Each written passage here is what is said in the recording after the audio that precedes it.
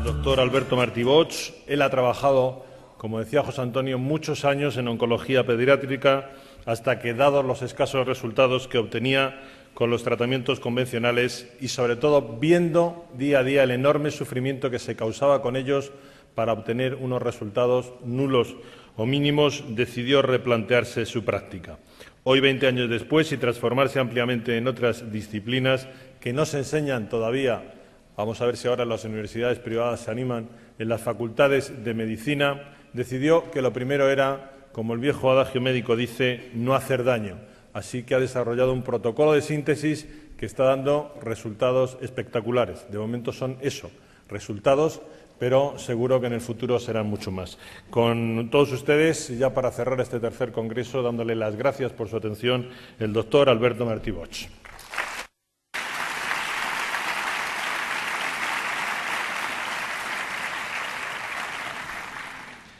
Gracias por su cálida acogida. Gracias, Antonio, por tu presentación. Gracias, José Antonio. Gracias a todos los que también hacéis posible este congreso. Y bueno, voy a intentar explicar en 45 minutos lo que es verdad. Se puede explicar en 5. Pero bueno, yo todavía no he aprendido esa técnica. Mi mujer siempre me dice que tengo que aprender a resumir. Bueno, intentaré resumir lo mejor que pueda. ¿En qué se basa el fundamento médico? Bien, en cierto modo es una integración. Como muy bien ha dicho Antonio, a veces parece que hay una controversia de que cuando hablamos de oncología estamos hablando de acidificación, estamos hablando de alcalinización. ¿Quién tiene razón? ¿El cáncer es un problema alcalino? ¿El cáncer es un problema ácido? Los dos planteamientos tienen razón, porque todo va a depender de qué estemos mirando y dónde estemos mirando. El tumor en su interior es alcalino, mientras que en su exterior es tremendamente ácido. Por lo tanto, se genera esa dualidad, acidosis metabólica y alcalosis tumoral. Vamos a intentar explicar cómo se genera este fenómeno, que también esto nos va a permitir abordar la enfermedad y provocar la apoptosis tumoral. Es decir, el motivo del proyecto de trabajo que yo desarrollé inicialmente tenía una finalidad. Como yo trabajaba en hospital, me movía en hospital, estaba formado con la línea de hospital, veía realmente que en aquella época, pues, si tenemos una leucemia, un linfoma o un cáncer de mama, es igual, según sea de niños o de adultos, pues la única solución que teníamos era la quimioterapia. Pero esta realmente resultaba ser una terapia muy dura para el paciente, náuseas, vómitos, pérdida de pelo, en muchos casos hasta se perdían los dientes, se descalcificaban las personas, dolores terribles. Claro, te planteabas cómo conseguir que el niño que estaba en tratamiento, cuando yo estaba en oncología infantil, cómo conseguir que el niño sufriera menos y cómo conseguir también que el tratamiento fuera más eficaz. Es decir, si en lugar de dar 20 sesiones, si lo podíamos solucionar con 10, con 5. Bien, y eso es lo que me llevó a investigar qué podíamos hacer para mitigar la situación del paciente. Entonces me planteé que lo primero que teníamos que hacer era entender, para resolver un problema, lo primero que hay que hacer es entender el problema. ¿Qué es el cáncer? Te dicen, bueno, unas células que se han vuelto malas. Y bueno, sí, pero ¿y por qué? Ayer no eran malas y hoy sí lo son. Algo ha hecho que estas células degeneren, algo ha hecho que estas células se alteren. ¿Qué es lo que hay? Nadie daba contestación. ¿Hay alguna...? ¿No se oye bien en la sala? Es que parece que había un comentario por el fondo. Bien, volvemos. Entonces, ¿qué es lo que hacía, qué es lo que puede hacer que la célula se vuelva mala? Bien. Pasa el tiempo, indagas, te mueves, estudias medicina ortomolecular, estudias fitoterapia, estudias homeopatía, estudias dietética y nutrición, que son cosas que en la facultad no nos enseñan. Tienes que marcharte fuera del país, porque aquí eso no se enseñaba. Entonces, pues bueno, tuve la suerte de ir topando con gente extraordinaria, como fue Brillinger, el grupo de Hofer, estuve con Demar, Saint-Jean, en Francia, en Austria, estuve en Holanda con Oswald, estuve en Manchester con Norman Eddy, pude estar en Houston con el grupo de John Stiles, Will Spark, Denis de Lucas. Toda esta gente me fue abriendo un campo de posibilidades y una visión de la enfermedad. Con todo ese bagaje de contactos y conocimientos, pues entonces nos planteamos montar ya un proyecto. Yo estaba en la universidad haciendo prácticas de histología y me hizo gracia que muchas veces hacías tinciones y unas salían artefactadas y otras no. ¿Qué es un artefacto? Un artefacto es cuando al hacer una tinción, si esto es una célula, aparecen manchas alrededor de ellas. Te decían que lo habías teñido mal. Y en cambio otras salían perfectas, solo se teñía la célula y el entorno no. Bien, tú con la ignorancia de estudiante piensas que sí, que igual has hecho mal la tinción, pero un día cae en tus manos un libro. Y el doctor Pischinger es un hombre que es anatomopatólogo, es catedrático de la Facultad de Medicina en Viena, en Austria, y presenta una tesis doctoral cum laude que se presenta, creo que se publicó en el año 70, The Matrix and the Matrix Regulations. Yo este trabajo lo conozco a través del doctor Ovirne. Me intereso por ese libro, lo leo, y creo que este hombre nos abre las puertas a la comprensión de la enfermedad, no del cáncer, de todas. Este hombre nos plantea que la enfermedad empieza alrededor de la célula, no en la célula. Es el entorno celular el responsable de que la célula se altere. Bien por fallo renal, bien por fallo hepático, bien por fallo pulmonar o bien por fallo multisistémico, todos a la vez. El sistema básico podríamos decir que consta de esto, de pulmón, hígado, riñón, sistema vascular arterial, sistema vascular venoso, sistema intersticial, célula. En este caso hemos puesto la piel, pero que sepáis que también puedo poner mucosa, es indistinto. Si os fijáis, de aquí para aquí piel y de aquí para adentro mucosa. Si ahora cortara el labio, tendría en un lado piel, otro mucosa y el sistema celular en medio. Luego entenderéis por qué explico este detalle. Bien, ¿qué ocurre?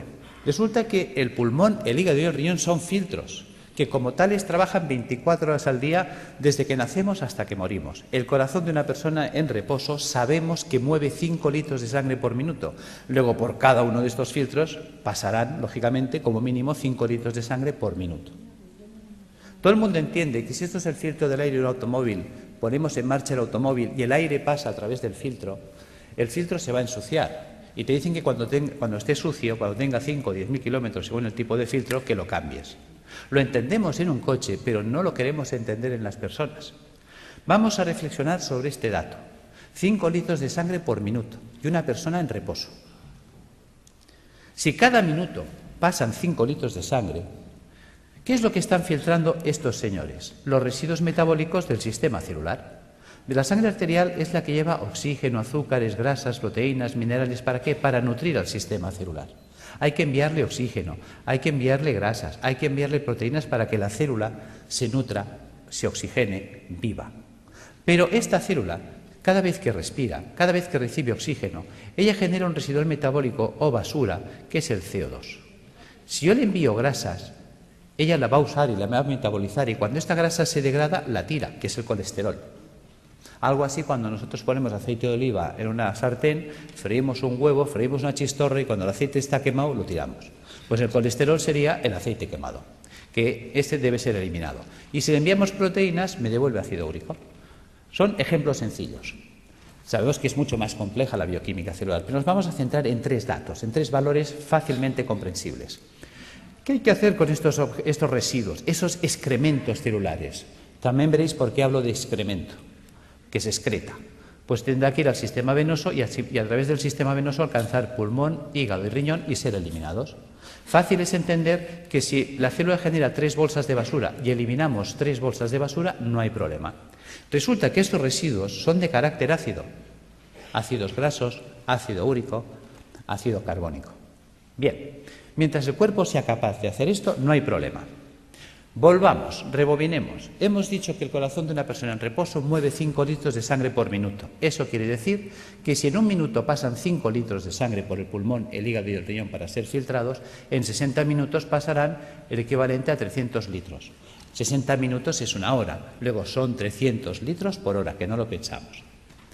Resulta que el día tiene 24 horas. Si en una hora hemos filtrado 300 litros, en 24 horas habremos filtrado el equivalente a 7.200 litros de sangre.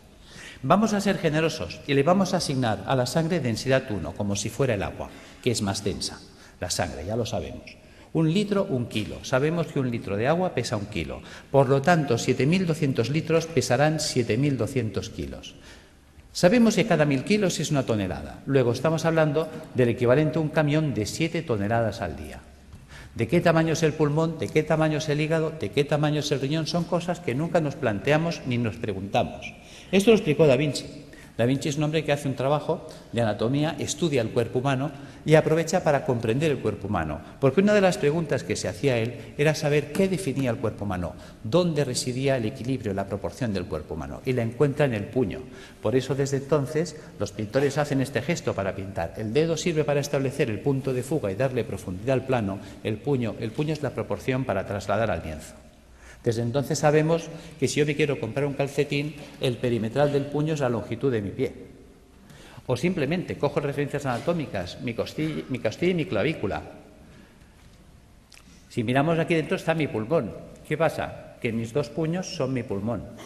Si yo cojo como referencias la costilla, aquí dentro está mi hígado. Por lo tanto, si yo cierro los puños, veréis que es la distancia que estoy marcando.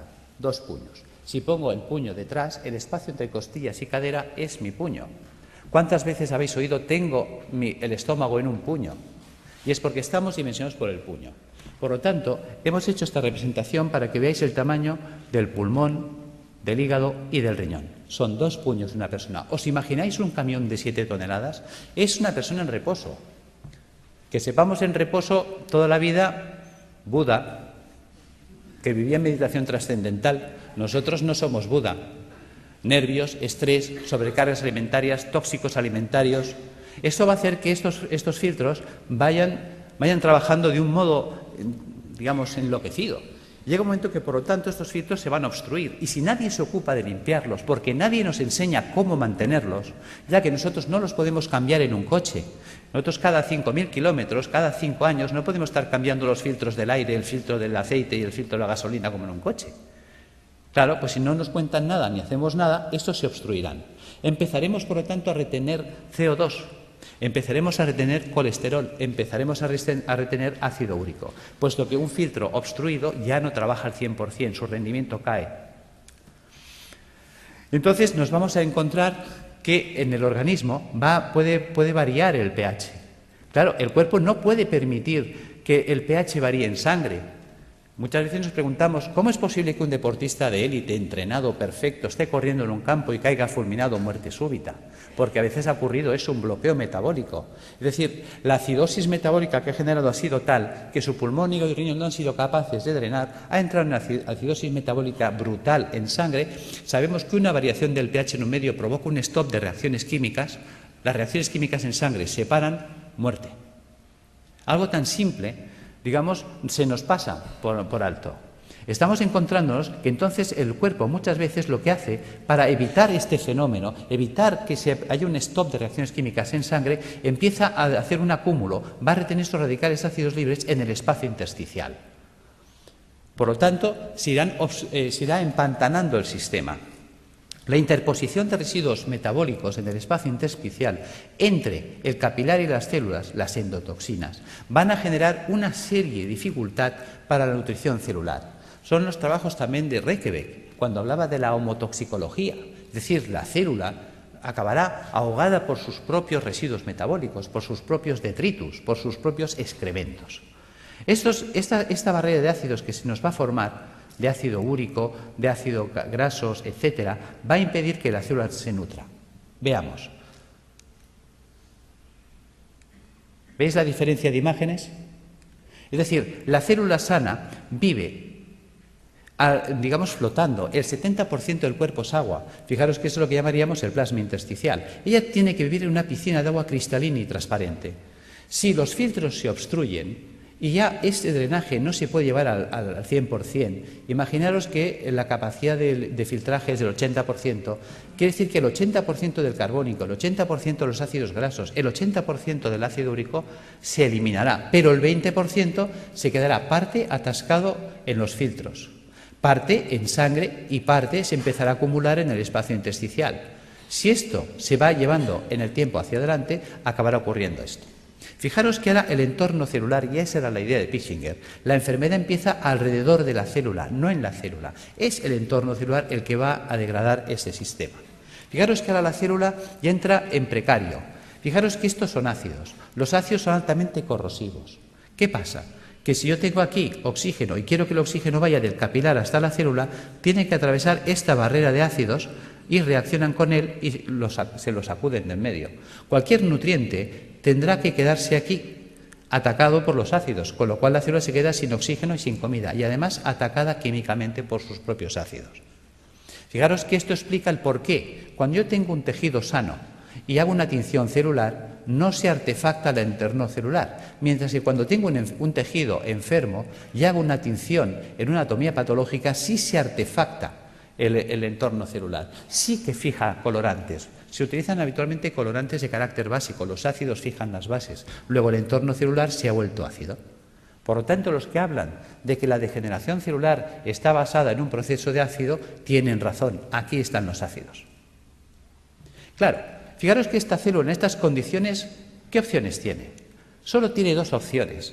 Sin oxígeno, sin comida y atacada químicamente por los ácidos, opción 1, morir por falta de oxígeno, quemadas químicamente por los radicales acumulados a su alrededor. Fijaros que si una célula no se defiende, no reacciona, porque la célula no es una tuerca, no es un tornillo, es un ser vivo, es inteligente, es un ser que, lógicamente, pues decimos que si no estuviera vivo no se podría morir. Fijaros que esta célula tiene que tener su capacidad de reacción. Una vez hicieron unos programas de televisión que clavaron esto. Creo que era una serie de dibujos animados que se llamaba Érase una vez la vida. Ahí lo clavaron. Las células son los ciudadanos del cuerpo. Los órganos, los edificios donde viven los ciudadanos. Arterias y venas, calles y avenidas, por donde transportamos los alimentos, por donde recogemos las basuras. Los nervios, el tendido eléctrico, las líneas de teléfonos, el sistema nervioso central, el ayuntamiento. Cuando miramos el cuerpo desde esta situación que parece infantil, fijaros que los americanos, si algo han tenido bueno, es enseñarnos ciencia a través de mecanismos infantiles, pues ¿por qué no aprovechar ese sistema que es altamente didáctico? Y tendremos una comprensión mayor de la enfermedad. ¿Qué pasa si las células se mueren? Imaginaos que una célula no se defiende, no reacciona. Se queda en ese medio y dice, bueno, pues me muero, esto ya se acabó.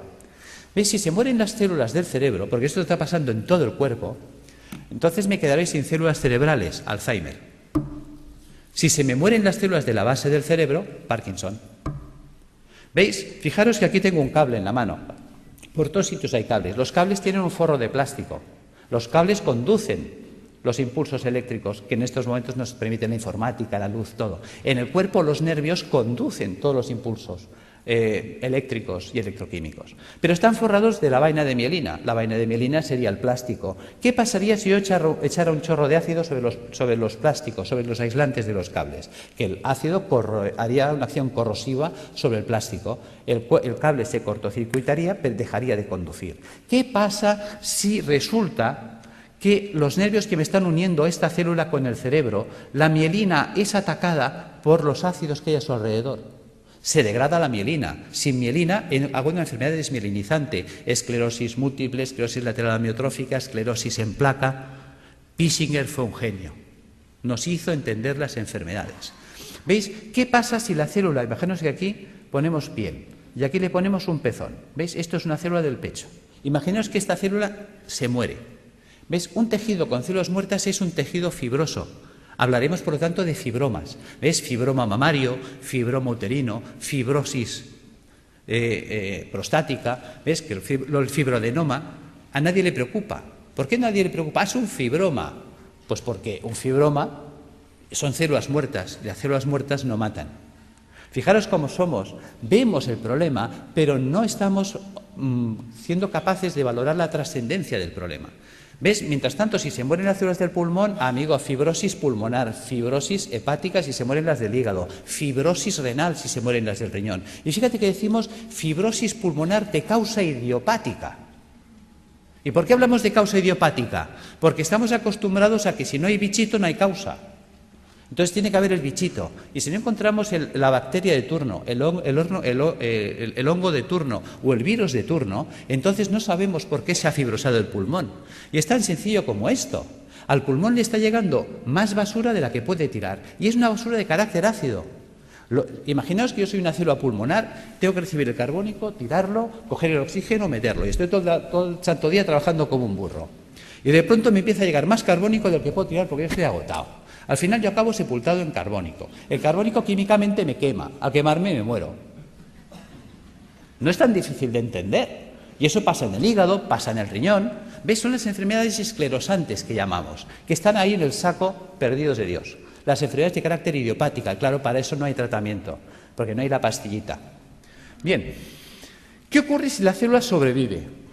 ¿Veis? La célula decide no morirse, va a luchar. Hay células que se rebelan. Yo soy un superviviente, yo voy a luchar. ¿Cómo lo hace? Hay 4 mecanismos. 1, hacer un globo de agua. Voy a retener agua y me voy a envolver en agua. Me monto mi mini piscina. Vale. ¿Veis? Estoy desplazando los ácidos, mantengo un canal de comunicación con el sistema celular, con el capilar arterial, y recibo nutrición y tiro la basura fuera. ¿Veis? Fíjate que en el sistema celular del cuerpo funciona el dime tú qué sabes. O lo que hacemos todos en un examen cuando nos hace una pregunta y no sabemos. Miramos al de al lado. Oye, ¿tú qué haces? Dice, yo me echo un globo de agua. Dice, vale, yo te me hago otro. Y la de al lado me copia. Y se empiezan a copiar todas las células. Si todas las células empiezan a retener un globo de agua, es esa persona que empieza a engordar, ya puede hacer dietas que no adelgaza. ¿Ves? Hay gente que dice, es que yo he ido a una clínica carísima, me han cobrado 6.000 euros, me han tenido 5 días a agua y he engordado. Yo tengo pacientes que vienen diciéndome esto. Yo, claro, porque tu cuerpo se está defendiendo de la acidosis metabólica reteniendo el agua. Y el agua, aunque sea calorías cero, el agua pesa. Y si esa persona retiene el agua, se la queda, aumenta de peso. ¿Veis? Este es el tema. Opción 2, tamponar. ¿Qué es tamponar? Tamponar es convertir un ácido en una sal. ¿Veis? Fijaros, por ejemplo, aquí tenemos una imagen de un hueso y una imagen de un hueso pues ya osteoporótico, lleno de agujeros, parece un queso gruyère. ¿Veis? Yo tengo ácido clorhídrico, que es un ácido terrible. Yo podía hacerlo reaccionar con hidróxido sódico. Con el OH del hidróxido sódico y el hidrogenión del clorhídrico, puedo formar H2O. Y con el cloro y el sodio, cloruro sódico. ¿Veis? He convertido el ácido clorhídrico en cloruro sódico. Fijaros que si yo tengo una jarrita de ácido clorhídrico y dejo caer un chorrito en la mano, tal como cae el chorrito, me perfora la mano más rápida que un Black & Decker. Lo sabéis. Es terriblemente corrosivo. Mientras que yo puedo coger la sal, el cloruro sódico a puñados y soltarlo y no pasa nada. Por lo tanto, el cuerpo hace lo mismo. Quitarle a Juan para darle a Pedro. Cuando un tejido vital entra en compromiso, ¿qué hace el cuerpo? Sacrifica una estructura para mantener viva otra. Entonces, si yo tengo ácido úrico en el espacio intersticial, ¿qué puedo hacer? Pues empezar a robar minerales de los huesos. Si tengo ácido úrico, formaré urato sódico. Si tengo ácido palmítico, palmitato sódico. Si tengo ácido carbónico, carbonato cálcico. ¿De dónde puedo robar calcio y sodio? De los huesos. Y empezamos a entender la osteoporosis, la artrosis, la artritis, el ataque ácido a los huesos. ¿Veis? Y aparecen entonces calcificaciones en los tejidos blandos. Uy, tienes calcificaciones en la mama, tienes calcificaciones en el pulmón. Fíjate que el cuerpo nos está avisando. Te está diciendo que el siguiente paso, ¿cuál va a ser? ¿Ves? Nos queda un paso que es el drenaje. Fijaros, volvamos atrás, que yo por la piel puedo eliminar carbónico. Yo por la piel puedo eliminar grasas, tengo el cutis graso, lo habéis visto 1000 veces. Yo por la piel saco amoníaco, urea. Veis que hay gente que mancha las amarillas, las camisas, los sobacos de cercos amarillos, urea. ¿Veis? Si yo saco un sudor excesivamente ácido por la piel de la célula, ya que antes de morir, ¿qué hace? Empieza a echarlo todo por la piel. Si saco un sudor muy ácido por la piel, se me quemará la piel. Ataque químico, dermatitis, psoriasis, eczemas. Por eso dicen que la psoriasis no se cura, porque la quiero curar con una pomadita desde fuera, cuando el problema está dentro. ¿Veis? Vamos entendiendo las enfermedades. Realmente nos abrió los ojos. Si yo entiendo la enfermedad, yo puedo resolver la enfermedad. Si yo entiendo el problema, yo puedo resolver el problema. Lo que no podré es nunca resolver un problema que no entiendo o no quiero entender. Esta es, diríamos, la situación en la que nos encontramos. ¿Veis? Podemos hacer el drenaje hacia las mucosas, que decíamos antes. Si en lugar de drenar hacia la piel, dreno hacia las mucosas, pues entonces tendríamos un problema a nivel de mucosas, llagas de boca, llagas de esófago, llagas de estómago, colitis ulcerosa. Claro, la gente dice, oye, ¿qué es lo que y por qué hay gente que drena por la boca y otros drenan por el colon y otros drenan por el estómago u otros drenan por la piel? Porque el cuerpo, hemos dicho, que es como una ciudad donde el sistema nervioso central es el ayuntamiento. Ejemplo. ¿Veis? Creo que hubo una época en la que Madrid tenía un conflicto de basuras. Y entonces se reúne el Cabildo y decide montar pues un vertedero de las basuras de Madrid, creo que fue en San Sebastián de los Reyes. Pregunta, ¿qué ciudad se contaminó? Respuesta, San Sebastián de los Reyes. Claro, llega un momento que la gente de San Sebastián de los Reyes está hasta aquí de la basura de Madrid. Y dicen, oye, a ver, ¿qué hacemos? Bueno, el Cabildo de Madrid se da cuenta de que es verdad, se reúne y dice, bueno, ahora vamos a tirar la basura hacia Madrid, a Toledo. ¿Quién se va a contaminar ahora? ¿Veis? El cuerpo hace lo mismo. El sistema nervioso da órdenes y las células ejecutan las órdenes. Dicen, tira la basura por la boca. Pues el tío por la boca, pues llagas de boca. Oye, tíralas por el recto. Pues el tío ahí, colitis ulcerosa. Oye, tíralas por la piel. Pues mira, psoriasis. No las tires. Coge todo el calcio y todo el sodio que quieras del hueso. Pues mira, artrosis, osteoporosis. ¿Ves? Según la orden que da, la célula actúa. ¿Veis? Fijaros que eso es importante entenderlo, aunque sea en clave de cómics. Opción 4, mutar. ¿Qué es mutar? Lo que hoy nos acontece, el cáncer. ¿En qué consiste la mutación? ¿Veis? Célula sana que muta a célula tumoral. ¿Cómo vive la célula sana? La célula sana vive en un medio alcalino, vive con oxígeno, vive con poco sodio y vive utilizando proteínas levógiras giradas a la izquierda. ¿Qué ha pasado? Ha pasado que el medio se ha vuelto ácido. ¿Veis? La célula tumoral muta porque su entorno ya no es alcalino, se ha vuelto ácido. Se ha quedado sin oxígeno. ¿Qué opción le queda a esta célula sin oxígeno? Solo tiene dos opciones, o morir o mutar. ¿En qué consiste la mutación? ¿Veis? Sabéis que la célula para vivir necesita energía. La energía es el ATP. ¿De dónde saca el ATP? Bueno, pues hemos hablado, creo que se ha hablado hoy del ciclo de Krebs. ¿Ves? En la mitocondria podemos obtener el ATP a través de la vía oxidativa, con oxígeno. Pero cuando una célula no tiene oxígeno, puede abrir una ruta alternativa que es la del pirúvico. Y entonces, a través de la glicólisis con el pirúvico, obtener ATP más ácido láctico más alcohol. Por eso, quien nos dice que en los tumores hay alcohol, se explica, porque es una ruta de fermentación ácida. Y esa ruta anaeróbica le permite seguir viviendo a la célula, que es un mecanismo de supervivencia, porque está en juego su vida. Y entonces ella, ¿qué hace? Empieza a cargar mucho sodio en su interior. ¿Veis? La célula normal, la célula sana, tiene potasio en el interior del citoplasma y sodio fuera. Se invierte, entra el sodio dentro de la célula a mansalva y el potasio sale, porque estamos usando un sistema inverso. ¿Veis? Ahora se explica cuando dicen es que los tumores son alcalinos. Claro, la célula tiene que ser muy alcalina en su interior para aguantar el ataque ácido exterior. ¿Entendéis que todos tienen razón? Si yo estoy mirando el interior tumoral, me encuentro con una alcalosis, mientras que si estoy mirando el exterior, me encuentro con acidosis. Esta es la explicación. Por lo tanto, vamos entrando en razón. Cuando estamos ya en una situación tumoral, ¿qué nos propone la medicina académica? La medicina académica nos propone que hay que cortarle la cabeza al tumor, evidentemente si se puede, si es accesible quirúrgicamente. Es decir, la decapitación del tumor es lo que llamaríamos la cirugía. Opción 2, a la hoguera, a achicharrar el tumor. La radioterapia. Opción 3, el envenenamiento. Eso sería la quimioterapia.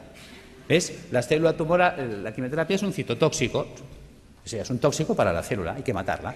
¿Veis? Por lo tanto, o la mato de un hachazo, o la mato porque la achicharro, o la mato porque la enveneno.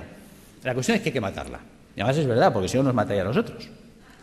Bien, por lo tanto, si observamos, esas tres opciones que nos da, nos hace entender que estamos anclados, por decirlo así, en el siglo XII, por no decir el siglo I.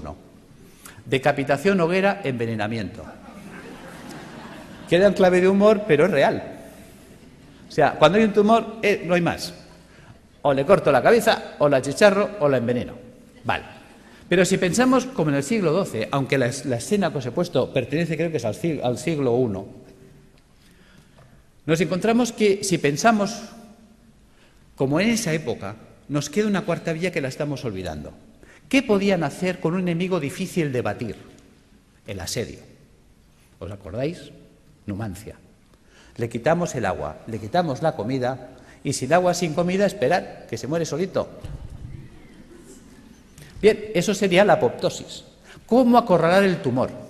Pues alcalinizando al paciente, puesto que el paciente ya que está muy ácido y el ácido me está desencadenando el problema, vamos a alcalinizarlo.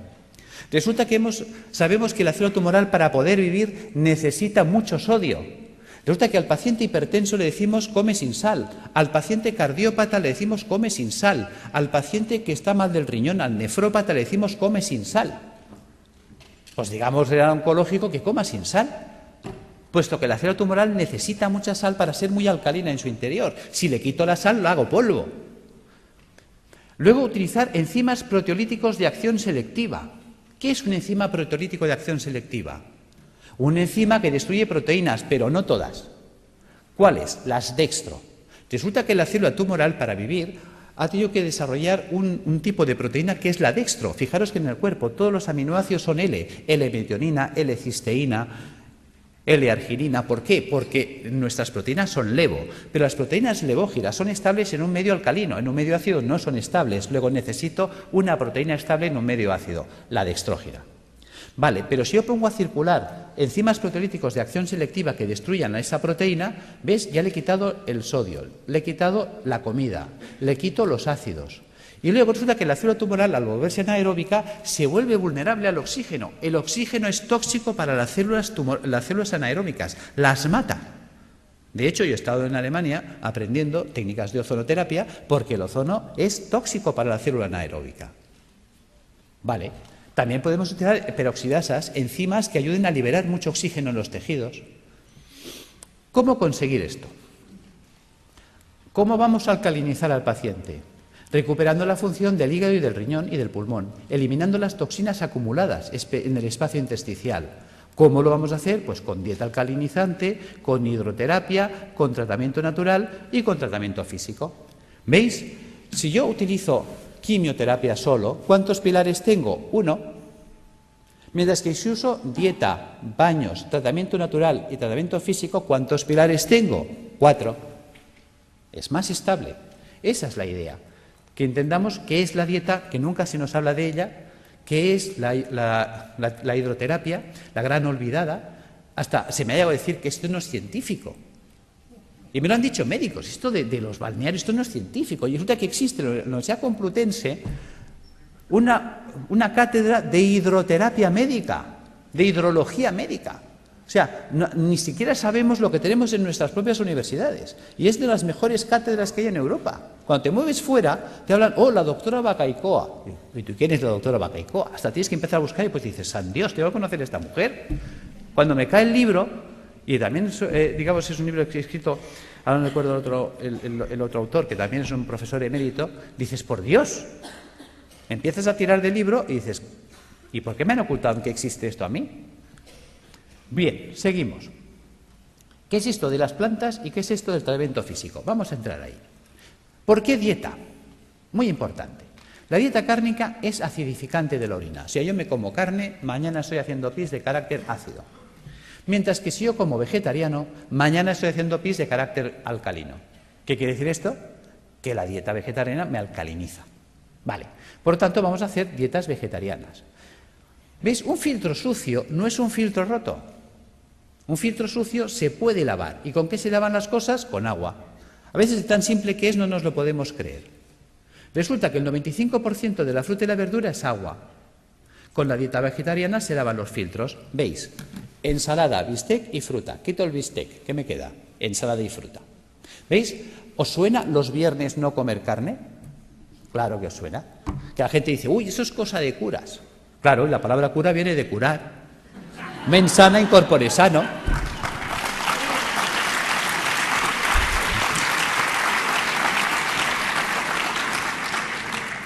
Claro, ¿qué ocurre? Que cuando las cosas... Gracias, pero bueno, es para romper un poco el ritmo porque estaréis cansados y dormidos.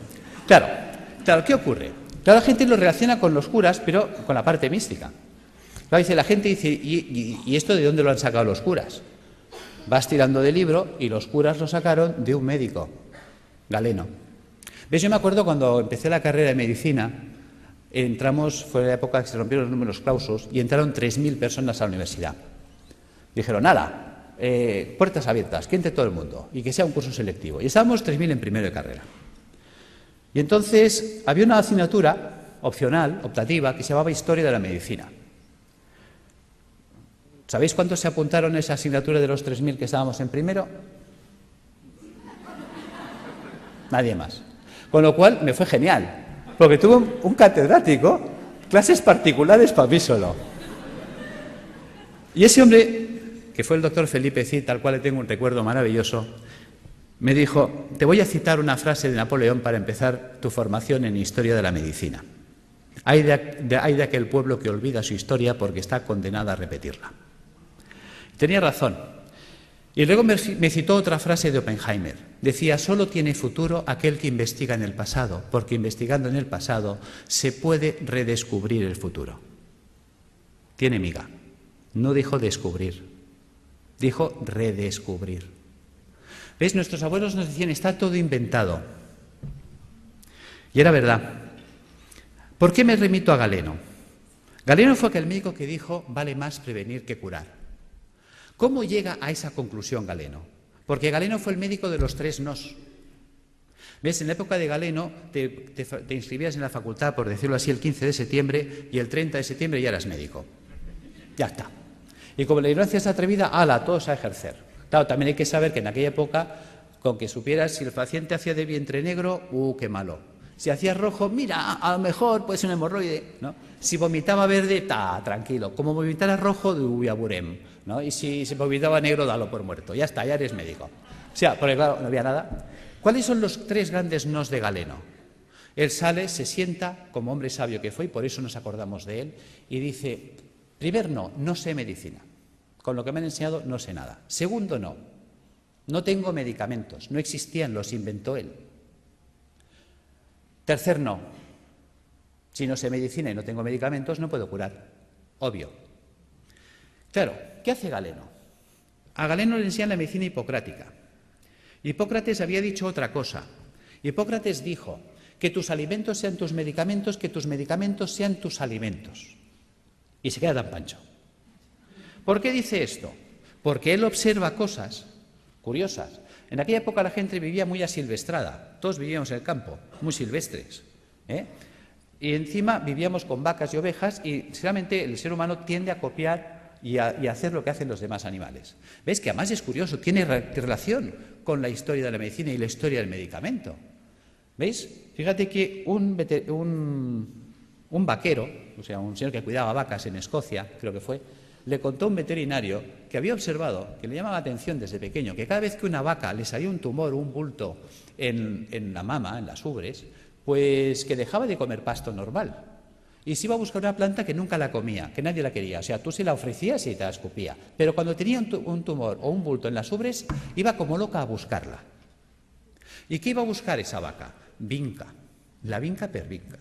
Resulta que el veterinario no deja en saco roto el comentario del pastor, sino que coge esa planta y se la lleva a la universidad y la analizan. Y se dan cuenta que es verdad, que en la vinca existe un principio activo antitumoral. De ahí salió la vincristina. ¿Os suena? ¿Veis? La historia del medicamento viene de las plantas. Pues lo mismo hizo Galeno. Galeno se da cuenta de que Hipócrates hablaba de que los pacientes que se ponían amarillos, es decir, el hígado, empezaban a comer como locos alcachofas, se habían alcachofas. Entonces, muchos mejoraban si comían muchas alcachofas. ¿Cuál era el problema? Que había que comer 60 alcachofas al día. Se establece un concepto de dosis. Claro, a ver quién es el guapo que desayuna, come, merienda y cena 60 alcachofas al día y durante un año. O sea, cuando le recomendabas a un paciente que hiciera eso, o que si estaba mal de riñón se comiera 60 cebollas, pues cogían el cesto, se iban a ver a Hipócrates y decían: mira, tío, que lo dejo, que me da igual, que yo me muero. Segundo problema que había: pues si se acababa la temporada de alcachofas, ¿qué hacemos? Pues a Galeno se le enciende la bombilla. Galeno se da cuenta que la planta seca conserva lo que él llamaba el espíritu curativo de la planta, que es lo que conocemos como principio activo, y que la planta seca quedaba reducida al 5%, que esa planta seca se podía hacer polvo, se podía poner en un cilindro y con un pistón se podía machacar. Y la podía comprimir. Acaba de inventar el comprimido. Y en un comprimido le atizaba 10 alcachofas, con lo cual si te daba 2 comprimidos, desayuno, comida y cena, eso funcionaba. ¿Ves? Y en montar los extractos, empieza a montar la galénica, el arte de hacer medicamentos. Entonces él se da cuenta que hay plantas que limpian el pulmón, plantas que limpian el hígado, plantas que limpian el riñón. Entonces lleva una dieta eminentemente hídrica, la cura de aguas, que os suena, y le ponemos plantas que limpian el riñón, plantas que limpian el hígado, ¿ves? Por ejemplo, una cola de caballo, un té verde, una arenaria, o pongo una alcachofera, un diente de león, un boldo, o pongo una planta que me limpia el pulmón, el tomillo, el gordolobo, el llantén. ¿Veis? Hagámoslo simple, va, voy a coger té verde, alcachofera y tomillo. ¿Veis? Ya tengo la fórmula de las plantas que me van a limpiar los filtros. Si le paso agua y jabón, se limpiará más rápido. Claro, si encima le cojo los trabajos de Demetrier con los oligoelementos, me meto en los trabajos de, digamos, de eminentes investigadores en el mundo de la ortomolecular, vitaminas, enzimas, las acciones que tienen, vamos a mejorar la actividad y la funcionalidad de estos órganos, con lo cual el drenaje de los ácidos se va a activar. Me voy a remitir también a Galeno. Galeno se da cuenta de la importancia de los baños termales. Fijaros que en aquella época habían las termas romanas. ¿Ves? Galeno establece un sistema de dieta a la gente que venía a su consulta. ¿Ves? En las casas romanas, en los domus, había el vomitorio. La gente se levantaba, comía y se iba a vomitar para seguir comiendo, hasta que reventaban. Y cuando llegaban a Galeno, él en sus textos lo decía. El paciente me llega gordo, seboso, sudoroso, con un sudor repelente, un fétor vomitivo y unas deposiciones putrefactas. Decía, está podrido por dentro. Y además decía, huele a cloaca obstruida, que los romanos tenían alcantarillas, o sea, ya sabía lo que se decía él. Fijaros, por lo tanto, decía, hay que desatascar la cloaca, es decir, todo el tubo digestivo. Entonces, él, por un lado, se da cuenta de la función del agua. ¿Cómo funciona el agua? El agua termal nos vamos entendiendo ya por qué funciona. ¿Veis? Las aguas termales son aguas calientes. Por lo tanto, si yo me sumerjo en agua caliente, ¿qué pasará con los poros de mi cuerpo? Se van a dilatar. Sabemos que el agua de los balnearios son aguas minerales. ¿Qué minerales tienen? Cloruro sódico, cloruro magnésico, cloruro potásico y así. A una concentración salina no menor de 20 gramos de sal por litro de agua. Resulta que el agua de nuestro cuerpo tiene 9,4 gramos de sal por litro de agua. Claro, se va a generar un gradiente de ósmosis. Los líquidos van de donde hay menos a donde hay más. Cuando yo me sumerjo en una bañera con agua caliente y salada, ¿veis? Fijaros que aquí en medio todos tenemos una vena gorda, que podríamos llamar que es la alcantarilla, donde van todos los residuos celulares. Pero si yo abro los poros y con la sal tiro para afuera, estoy sacando de mi cuerpo ácido carbónico, ácidos grasos, ácido úrico. O sea, realmente el baño termal es una diálisis percutánea, es un riñón, es un pulmón, es un hígado artificial de alto rendimiento y de bajo coste. Con el tiempo, lo que era del pueblo, porque fijaros que era la época de la res pública, la cosa pública, la época romana en la que vivía Galeno, por lo tanto eran los baños públicos, las termas romanas, con el tiempo los baños pasaron a la aristocracia. Vale. Pero como todo se recicla, con el tiempo el baño que estuvo en la aristocracia volvió al pueblo. Y volvió simplemente por un tema de avaricia. Fijaros que un balneario pues vale, por ejemplo, uno baratito, hoy en día vale 120 euros al día. Quiere decir que un tratamiento de 30 días nos costaría 3.600 euros y estabilizar un paciente oncológico 10 meses, 36.000 euros. ¿Quién se puede pagar esto? Un rico. ¿Pero qué es un rico? Pensemos. Y no me digáis que es un tío con pasta porque es falso. Sabiduría popular. El padre obrero, el hijo caballero, el nieto pordiosero. Es decir, hay el que hace el dinero, hay el que se lo ventila y la familia venida a menos. ¿Veis? Un rico no es eso, no es un señor con pasta. Un rico es un señor que siempre está pensando cómo tener las cosas sin pagar, que por eso es rico. Porque gana y no gasta. ¿Ves? El rico iba al balneario y dice, a ver, ¿qué tiene el balneario que cura tanto? Dice que las aguas son termales. Dice, Pepe, pon un termo en mi casa. ¿Ves? Si yo caliento, lo hago en un termo, el agua que sale del termo es termal. ¿Qué más necesito? Dice, es que esto, una bañera. Pues Pepe, pon una bañera. ¿Qué más pasa? Oh, es que el agua son minerales. Jacinto, tú que eres químico. A ver, ¿qué tiene el agua que cura tanto? Jacinto que analiza y dice, oh, es que el agua tiene minerales. ¿Cuáles? Cloruro sódico, cloruro magnésico, cloruro potásico. Joder, esto es sal de cocina, ¿no? Sí, pues échale sal al baño. ¿Cuántas veces habéis oído sales de baño? Pero ¿cuántas veces os habéis preguntado por qué hay que echarle sal al baño? ¿Cuánta sal tengo? Uy, perdón. ¿Cuánta sal tengo que echar al baño? ¿Para qué tengo que echar al baño? ¿Ves? Nunca nos preguntamos. Somos poco curiosos. Resulta que Jacinto, que era químico, le dice, es que tiene 20 gramos de sal por litro de agua. Claro, el tío que está acostumbrado a hacer números dice, pues que me haga una bañera que llena hasta la mitad cubique 100 litros. Las bañeras estándar de casa, llenadas hasta la mitad, cubican 100 litros de agua. Dice, ¿y eso? ¿Y por qué hasta la mitad? Hombre, hasta la mitad porque por el principio de Arquímedes, cuando yo me meto en la bañera, el nivel del agua sube. Luego dejo un espacio o a fregar. Bien. ¿Por qué 100 litros? ¿Cómo sé que en mi bañera tengo 20 gramos de sal por litro de agua? Echando 2 kilos de sal. ¿Ves? 2 kilos son 2.000 gramos. 2.000 gramos en 100, tacho 2 ceros. Tacho 2 ceros, 20:1. Ya tengo la concentración salina. ¿Qué vale 1 kilo de sal? El otro día lo compré en el Capravo, mientras no nos suban el IVA, a 15 céntimos el kilo. Luego 2 kilos, 30 céntimos. 30 céntimos por 30 días, 9 euros. Y en casa. Yo tengo pacientes que me llegan desesperados, y no por falta de razón. Me dicen, estoy en insuficiencia renal crónica desde hace 10 años. Ya he entrado en lista de trasplante, no aparece el trasplante y vienen hechos una pena, pobrecitos. La diálisis ya no da de sí y como no aparezca un riñón en 6 meses, yo no salgo adelante. Simplemente por decirle, ponte en la bañera con 2 kilos de sal cada día, a los 15 días ese hombre está alucinado de cómo tiene sus análisis, porque está haciendo una diálisis diaria. Está sacando ácido úrico por los poros, por ósmosis. Ósmosis percutánea. No pensamos el poder de la bañera. Ahora la gente está quitando las bañeras y abriendo los balnearios.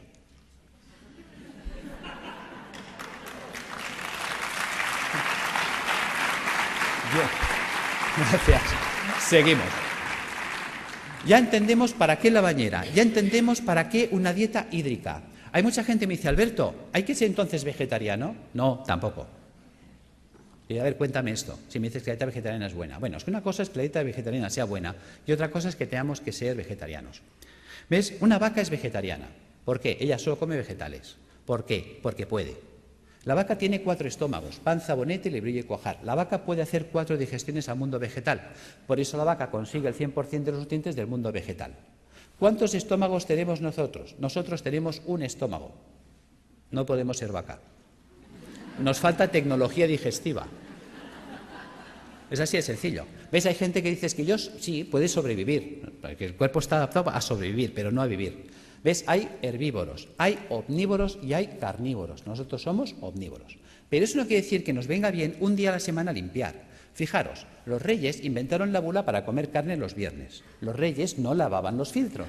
Pregunta, ¿de qué se morían los reyes? Los reyes se morían de gota, de ácido úrico. ¿Ves? Los ácidos son los que nos matan.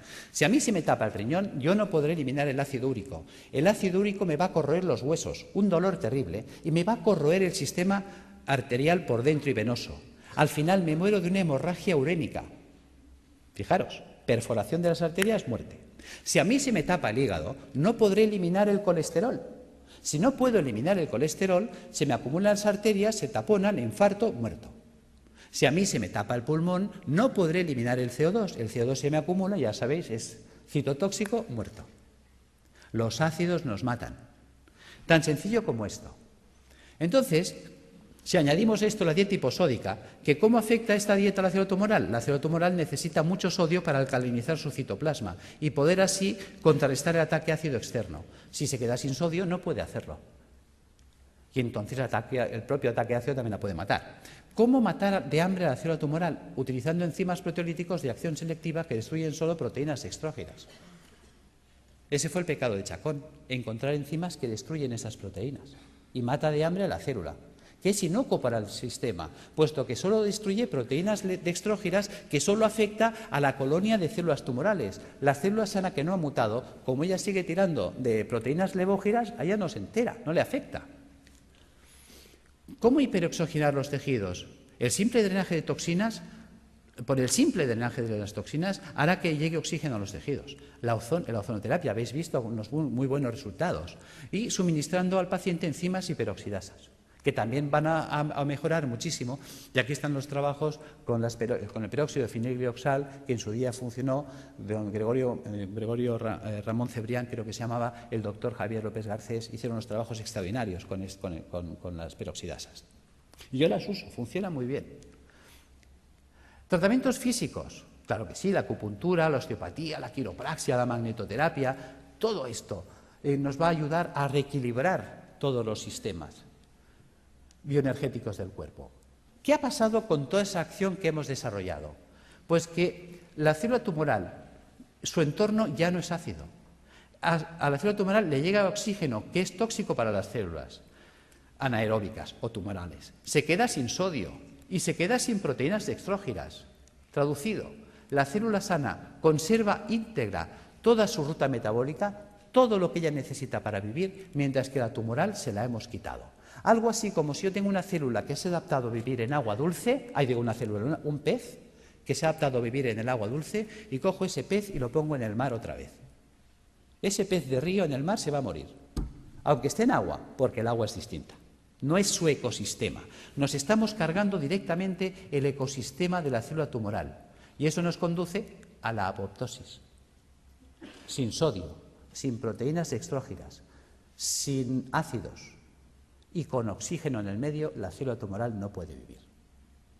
Fijaros que yo puedo alcalinizar con bicarbonato sódico, claro que sí. Que podemos estar debatiendo si es un hongo el que desencadena el sistema o es un sistema que se ha acidificado y ha generado las condiciones para que esto suceda. Yo me inclino por lo segundo. ¿Veis? Fijaros, vamos a pasar estas dos imágenes.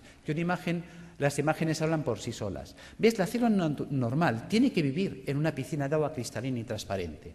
Mientras que si nosotros no hemos cuidado, porque nadie nos ha hecho entender la importancia de comer un día a la semana vegetariano, de bañarnos un día a la semana en agua con sal, de tomar plantas depurativas que nos ayuden a tener limpios los filtros, mira qué fácil es.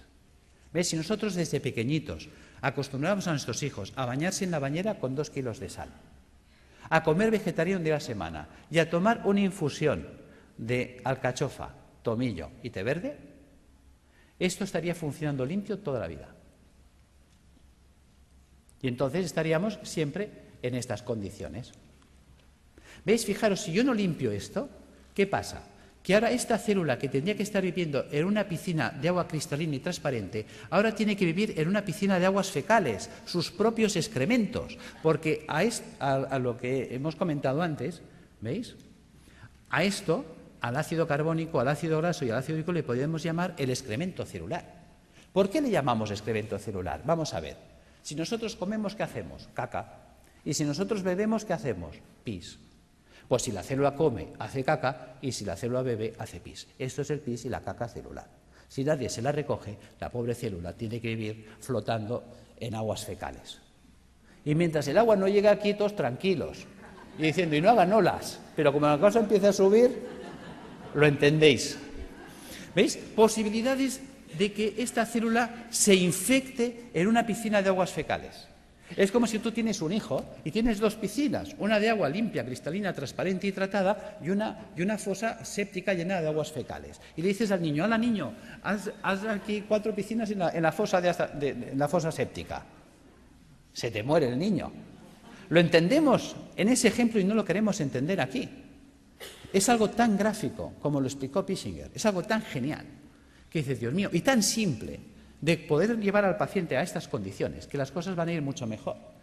Fijaros que todo vale incluso. Ya sé que José Antonio hasta me puede tirar el zapato, porque claro, cuando empezó mi trabajo, ¿cuál era el problema?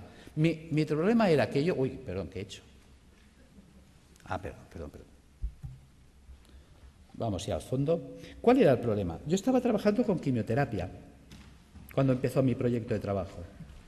Y claro, no entendía cómo era posible que la quimio no funcionara si in vitro funcionaba. Y un día, cuando leo este trabajo, se me enciende la bombilla. Vamos a ver, supongamos que me viene un abogado ahora y me dice, Alberto, acabas de heredar una finca de la tía Carmeta en Tarragona. Pues vale, pues muy bien. Hombre, qué alegría, qué pena por la tía Carmeta, claro, pero también qué alegría por la finca. Son 600 hectáreas. Dijo, Dios.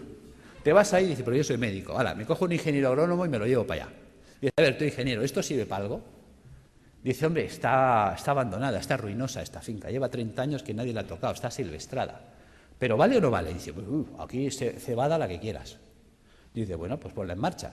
¿Veis? Y ahora veo al ingeniero que coge el trigo o la cebada y empieza a echar la cebada entre los zarzales y los matorrales. ¿Tú qué dices? Dice, vaya ingeniero. Resulta que los médicos hacemos esto. Cuando tengo al paciente en situación tumoral, le atizo el suero en sangre y quiero que la molécula llegue a la célula. Se quema por el camino, no llega. Los ácidos la destruyen. Entonces tengo mucha toxicidad y poca efectividad. Claro, cuando limpias el sistema, si tú ahora pones la quimio en sangre, ¿cuánta quimio llega? Toda. Manda huevos, que decía Trillos. Claro, con este sistema, ¿qué pasa? ¿Ves? La célula sana está harta, ha comido, está bien alimentada, ella no tiene hambre. Resulta que la que tiene hambre es la tumoral. Luego es mucho más sensible y por eso veíamos que hay pacientes que necesitan 20 o 30 sesiones, en 3 o en 4 entran en remisión completa. Ahí está la gracia. Es decir, que tampoco obliga a renunciar a nadie porque el miedo es muy fuerte y si dejo el hospital, ¿qué me pasa? Que no te pasa nada, tío. O sea, que conseguimos que los pacientes tolerasen mejor. Pero es que estamos viendo cosas sorprendentes. Yo ahora he estado en Calcuta con los doctores Banerjee y el año pasado estuve con ellos en la Facultad de Medicina y me interesé muchísimo por sus trabajos. Llevo 20 años trabajando con la homeopatía y yo la utilizaba como para tratar el terreno, para desintoxicar el sistema, que son los trabajos de Reykjavik, que todo eso me ha ido muy bien. Pero cuando he puesto en marcha los protocolos de Banerjee, sorpresa. Una sorpresa preciosa ha sido un caso clínico, y con eso cierro, de una chica joven de 31 años que viene a mi consulta el mes de mayo, en muy malas condiciones. Esta chica, pues le detectaron un tumor cerebral estando embarazada de 34 semanas. Entonces se le ponen anticonvulsivantes, antiedematosos, se le hace cesárea, se salva a la criatura, se le opera, se le quita el tumor cerebral en la medida que se puede, ya sabéis que siempre se hace lo que se puede, no la limpieza total nunca es posible. Se revisa y le encuentran en la revisión general que tiene metástasis en ambos pulmones, metástasis hepáticas, las cadenas ganglionarias torácicas invadidas, todo el sistema linfático abdominal invadido, metástasis óseas, metástasis musculares. En esta situación deciden, con buen criterio para mí, no abordar quimioterapia ni nada porque es que la situación está tan avanzada, es un grado 4 tan avanzado que la calidad de vida que va a tener la paciente y las posibilidades de sobrevivir más de 2, 3, 4 meses lo van a ver difícil. Entonces deciden tratamiento paliativo y nada más. En estas condiciones llega la consulta y pones en marcha todos estos dispositivos. Y además asocias los protocolos de Banerjee, le pones Rutagrapheon y más calcárea fosfórica para atender el campo cerebral, el Calicarbonicum para atender el pulmón, el Hydrastis canadiensis para atender la carcinomatosis difusa, el Zinfitum y el Hipericum para las metástasis óseas. Sorpresa. Resulta que al mes viene muy mejorada la mujer. En el mes de julio se le pide pruebas y se las hacen el 13 de julio. Y en el 13 de julio le observan, después de 2 meses y medio de tratamiento, que las metástasis pulmonares habían desaparecido, las metástasis hepáticas desaparecidas, las lesiones ganglionares en remisión completa, la lesión tumoral ni rastro cerebral desaparecida y las lesiones metastásicas de huesos y de músculos reducidas en un 50%. Esta mujer la volvemos a ver en septiembre, el estado general actual es increíble. Realmente está evolucionando muy bien. Ha sido catalogada de remisión espontánea.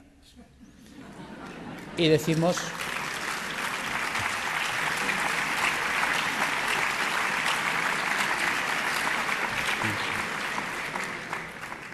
Y es verdad, está respondiendo espontáneamente porque se está produciendo una apoptosis. Pero se está produciendo la apoptosis porque la paciente está haciendo lo correcto. Ha cogido un camino que le funciona. Hay veces que gente me dice, Alberto, ¿tú curas cánceres? No. Pero sí que damos un manual de instrucciones que permiten que el cuerpo se coloque en condiciones tales que entonces el cuerpo sí puede curarse a sí mismo. En fin, espero no haber sido pesado. Gracias.